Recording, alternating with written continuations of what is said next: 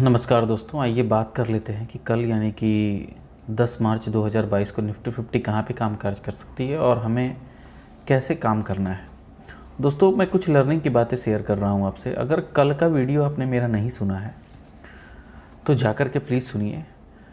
और आज सुबह में मैंने अपने फेसबुक पे और टेलीग्राम चैनल पे, अगर आप टेलीग्राम चैनल पे अब तक मेरे से नहीं जुड़े हो तो जाकर के टेलीग्राम चैनल ज्वाइन कर लेना। दोस्तों, कल सिंपल मैंने आपको बोला था कि मार्केट अगर इस हाई को अब की बार ब्रेक कर देगी, मार्केट में एक अच्छी मूव देखने को मिल सकती है। हम लोग कम्प्लीटली पुट को अवॉइड करेंगे, पुट के बारे में सोचना नहीं है। दोस्तों, ऐसा आप कब प्रेडिक्ट कर पाते हैं? मैंने आपको एक एन लाइन बताई थी दोस्तों कि जब कोई भी लाइन ऐसे चलती है और फिर एक डाउन लेती है और फिर एक अप लगाती है, तो इसकी जो हाइट है, ये फर्स्ट की जो हाइट है, ये सेकंड की भी हाइट ऑलमोस्ट उतनी ही होती है। ठीक है ना। मार्केट यहाँ से गिरी है, यहाँ पे अब एक एन इसने लगाया है। अब या तो मार्केट नीचे की तरफ आए या तो मार्केट अब यहाँ से अब करेक्शन होकर के एक अलग पैटर्न बनाने की कोशिश कर सकती है। दोस्तों, हमें ये जो हमारा पैटर्न बना था, ये देखिए आप, ये था वो एन। जितनी हाइट आपको इसकी दिखेगी, ये जो हाइट आपको दिखेगी, एग्जैक्ट हाइट आपको इसकी दिखेगी।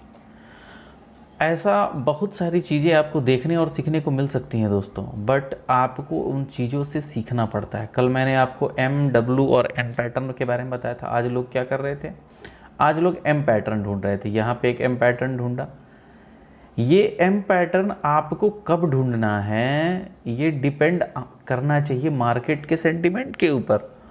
अगर मार्केट के सेंटीमेंट पॉजिटिव, आपको यहाँ निगेटिविटी दिख रही थी, कल मार्केट ने एक अप लगाया, कल के प्रीवियस डे हाई को भी ब्रेक किया, तो आप उस चीज़ के निगेटिव सेंस में कैसे बैठ सकते हो? मार्केट के सेंटीमेंट के हिसाब से आपको बैठना पड़ता है, और उसमें भी तब जब trend is your friend until it bend. जब ट्रेंड एक पॉजिटिव पकड़ता है, वो पॉजिटिव रिजल्ट ही आपको देता है। यहाँ लोग सोचे पुट बना लेने के लिए, लेकिन मैंने टेलीग्राम चैनल पे एक ये बात लिख करके दे दी थी 11:30 बजे के लमसम में, पुट नहीं लेना है, हमें पुट की पोजीशन में नहीं बैठनी है। इनफैक्ट मैंने आपको एक ट्रेड भी दिया था, और वो ट्रेड जिसने भी लिया होगा एक अच्छा पैसा आज बनाया होगा। दोस्तों, कल है एक्सपायरी, और कल एक्सपायरी के डे में मैं बिल्कुल भी नहीं चाहूँगा कि आप एक गलत ट्रेड करके अपने पैसे को आप जीरो कर लो, और वो जीरो तब कर लो जब आपकी ट्रेड गलत हो। आइए बात कर लेते हैं कि कल कामकाज हमें कैसे करना है और हम कैसे मार्केट में काम करेंगे कल।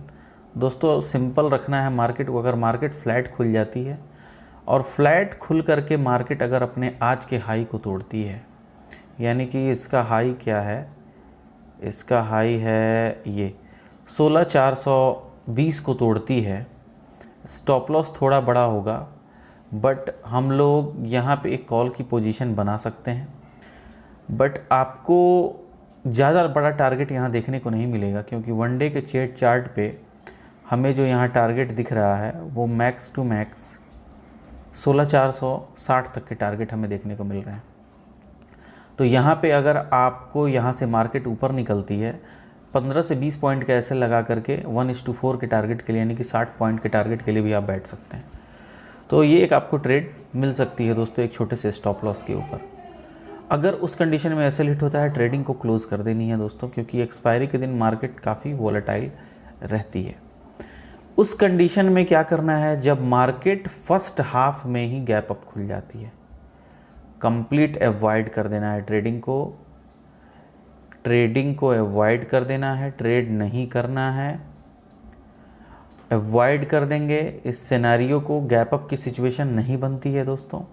अगर मार्केट कल गैप डाउन खुल जाती है और गैप डाउन कल 16,325 के नीचे खुल जाती है, हमें 16,230 तक के टारगेट या 16,250 तक के टारगेट इमीडिएट देखने को मिल सकते हैं।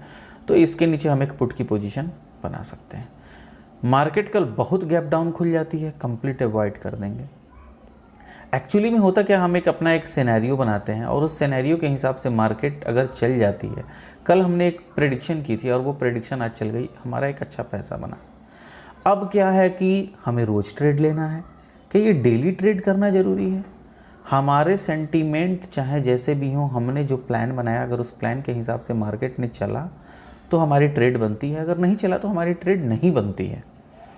ऑप्शन में ट्रेडिंग करते समय खासकर एक्सपायरी के दिन आपको ट्रेड लेने का जो बेस्ट टाइम होता है वो 12 से 1 बजे के बाद, यानी कि या तो 12 बजे के बाद या तो 1 बजे के बाद, क्योंकि इस बीच में जो मंथली एक्सपायरी के कॉन्ट्रैक्ट होते हैं वो बहुत तेज़ी से अपने प्रीमियम को जीरो करते हैं और ऐसे में एक सही ट्रेड पे बैठ पाना बड़ा टफ होता है। और किसी बड़े टारगेट के लिए तो मैं कभी भी ऑप्शन बायर को हमेशा मना करता हूँ कि आप एक बड़े टारगेट के लिए ना बैठें। बट आज का जो डे था, ये आपको सारी चीज़ें हैं ना दोस्तों, आपको धीरे धीरे सब कुछ आ जाएंगे, बस आप चीज़ों को समझना और अप्लाई करना अपने ट्रेडिंग में।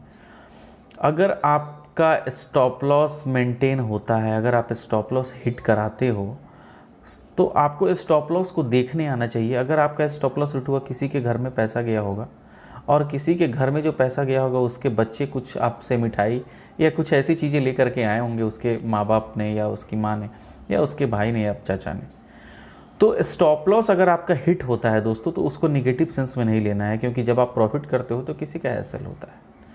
तो आपको वो चीज़ें हमेशा लाइफ में इस चीज़ को मेंटेन करके चलना है। मार्केट में एक्साइटमेंट को ले करके कल नहीं आना है कि आज प्रॉफिट हो गया है कल भी हम ट्रेड लेंगे और कल भी 2, 4, 5, 10 हज़ार रुपये हम बनाएंगे। कल अगर ट्रेड लेना है, स्टॉप लॉस बहुत छोटा होगा। गैप अप की सिचुएशन भी मैं बता दिया हूँ, गैप डाउन की सिचुएशन भी बता दिया हूँ, नीचे आने पे कब आपको ट्रेड लेना है, कहाँ तक के टारगेट मिल सकते हैं ये भी बता दिया हूँ। तो दोस्तों कल सोच समझ के ट्रेडिंग करनी है। और अगर आपने मेरा टेलीग्राम चैनल ज्वाइन नहीं किया है तो जाके इमीडिएट ज्वाइन कीजिए। वहाँ पे मैं आपको लाइव और कुछ ऐसी चीज़ें बता देता हूँ जिससे आपकी ट्रेडिंग सिक्योर हो जाए। सो दोस्तों thank you so much. Like subscribe कीजिएगा और शेयर कीजिएगा। Thank you.